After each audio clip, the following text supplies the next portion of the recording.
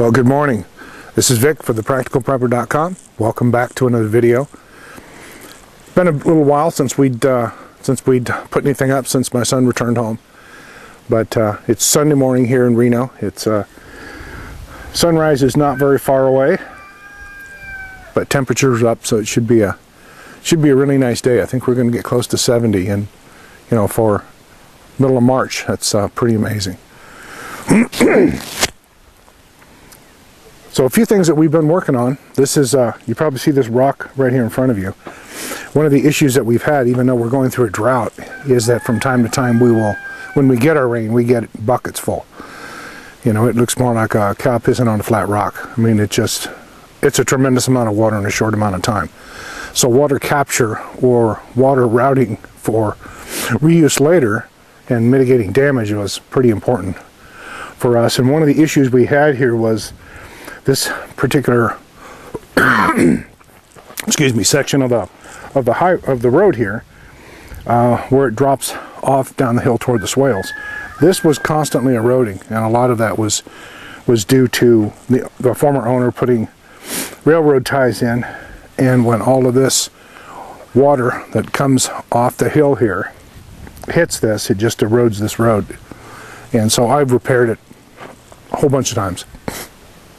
So I thought it was about time to go ahead and make a permanent fix. So one of the things we did was I took a class from a company called Dryland Solutions in New Mexico. And they actually came here to Reno and gave the class, part of a permaculture set of classes.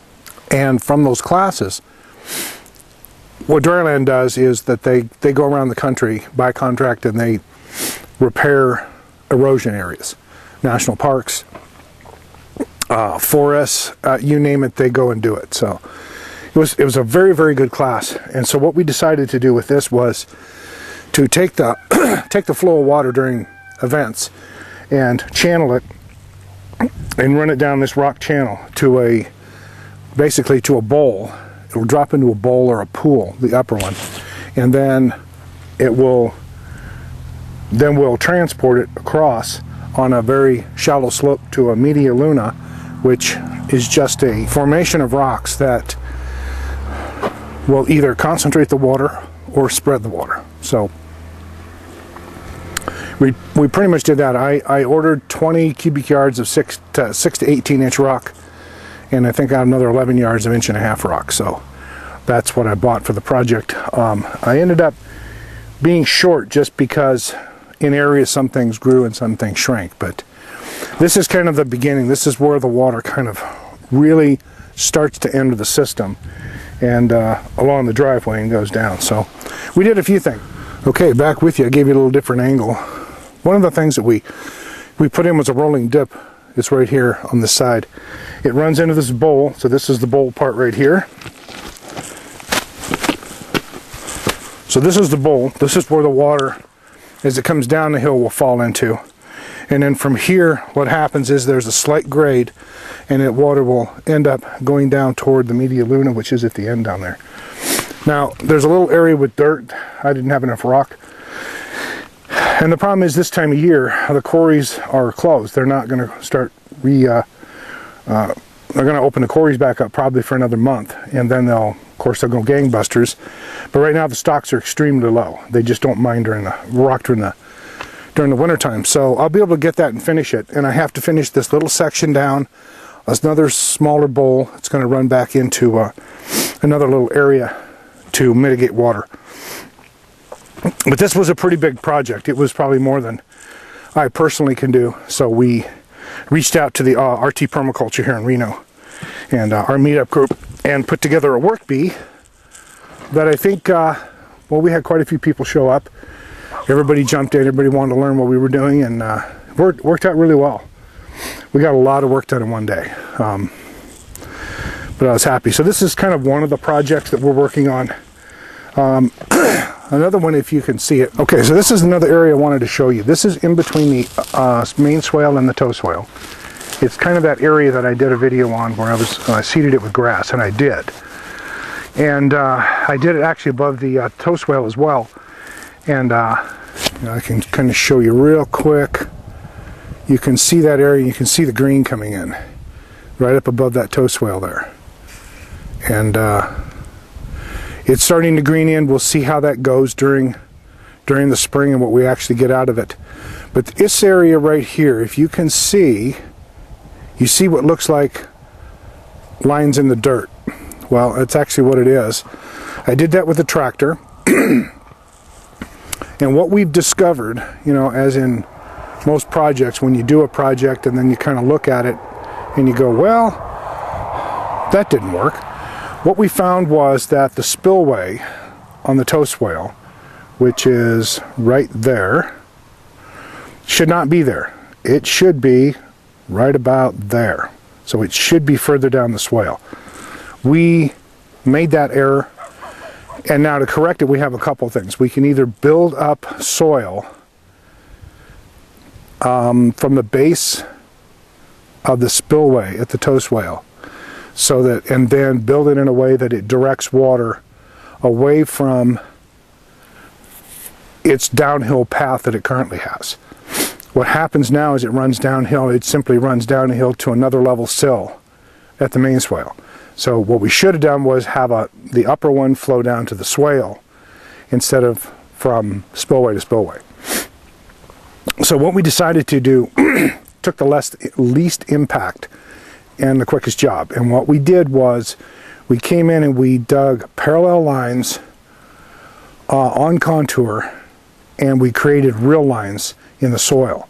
So what happens is when that water comes down, that water will follow the real lines, and it will move away from its straight downhill trajectory, and it will move laterally. So it will go left and right of it and end up in the swale, which is where we want the water. So that's another thing we did, and it may have helped too, because I turned over the grass seed that was in there, and we still have plenty of moisture and soil out here. I haven't had to water yet at all. I checked the trees yesterday, and there's plenty. The problem is that they're blooming prematurely, which is not unusual for here. It's why some of the stone fruits are hard to do, or they're just tough because they bloom so quick. So we have a lot of other things I'll show you real quick. Let me pan. So you see the bowl right here in front of us. Then what it does, this is an area I still need to rock, but I ran out of rock. And then right at the end, where you see those rocks, right down below them is the second pool. Then you can see like a little bank below that. That's the transit. And what it'll end up doing is running down onto this level sill at the lower spillway, the lower swale. And that's fine, because from there, if the swale hasn't filled up, it'll simply flow over and into the swale. So we have a couple other things going on. Let me bank out a little bit here. There we go. Okay, if you see that roll down in front of you, we have an area down here that just won't seed. That's a roll of jute. Right in the middle there. That's a roll of jute. So we're going to spread that out in some areas here where we have just bare soil. And unfortunately, I've done some of that by having to do tractor work in here. Also, along the top, you see this kind of bank right here along this transit that we created. There's a bank area all along here. So what we're going to do is I'm going to seed that with grass seed, and then we're going to cover it with jute. And I'm getting a bunch more blackberries and raspberries, and I'm going to plant that out in that fruit. And then I'll just extend zone 4 water down the hill a little bit and pick up irrigation for them. So we're going to do a few things that will double benefit. We'll have grass, and then we'll actually have some blackberries coming in. So that will be good. Let me see. Someone to cover. Oh, there are absolute. After we have our farm meeting, our ranch meeting here, we decided that our top priority this year was to get a fence around, probably 5 acres. So we need to fence this in. We need to keep the rabbits, deer, and coyotes out as much as we can. Coyotes occasionally get to be a little bit of an issue. Only when they get down, they'll actually come down right behind the house. And when they do that, I call time out, and the animal usually dies. I don't care if they're around the outside, I just won't have them on my back porch. So I've had to shoot 2 this year, and now they've backed off, and I don't see them coming around there. They're around the perimeter. We hear them. They don't bother the chickens ever. Never seen a track near them. So I'm more concerned about deer than I am anything else. The deer have done a lot of damage to the orchard. I knew going in that might be an issue, and it ended up being an issue. So I know pretty much which way they come in, but we're going to put up a 6-foot woven wire fence, and then we're going to put a wire at the top at 7. And I think that'll work. If that doesn't work, then I'm going to do a denial of service on the other side of the fence. I will address it that way. So I think something there can be done pretty simply if that doesn't work, because they're only going to have certain points that they really access. And I know 2 places where the only 2 places that the deer actually enter the property. So if I can fence around and pay more attention to those areas, then I think that'll help. But the fence definitely has to go up here in order to continue with the swales, to build out more of the orchard. And ultimately what I want to do, and it's probably going to happen next year, too much on our plate this year, is that center area, this area right out here. I think I was looking at hops. I think I'm going to do grapes. Grapes do really well in Nevada, and I think I'm going to do grapes on the contour. So they'll kind of follow the real lines, and that will actually follow the water lines when it rains. So I think that will probably work out really well. And we're not sure what variety of grapes, but I think that will be much more manageable due to the winds here. I don't want to get very tall, and I will have to get taller with the hops. I know you can do them horizontally. I don't think they do quite as well. And if I go vertically here, I'm just asking for problems. So I think that's the plan there. I'm looking at more plants now. Our local nursery is going to have plants for sale here. Their sale's the end of this month. I think it's March 29th.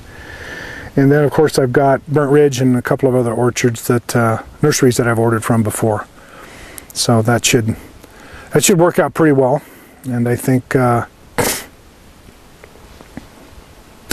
in all, I think it'll be good. That's kind of our plans for this year. Because I'm out of rock right now, I've shifted. I'm going to get the bases drilled and all the layout done for the hoop house and start putting the frame together. That's something we did not get done last year that we want to get done. I mean, financially it's low impact because it's all bought. It's here. I just need concrete and some base legs for it, and I'm good. It's one of those things you got to put in the finance jar and see how many cookies you got in that cookie jar left. The fence is huge. That's a very huge financial impact. So that said, we'll move forward with whatever else we're going to do. But that's the plan for the moment. Chickens are doing well. We just have a lot of things happening this year. Looks like we're just starting to get sunrise right now. So with that, I won't bore you with any more details, but I just want to kind of bring you up to speed and show you a couple things that we're doing.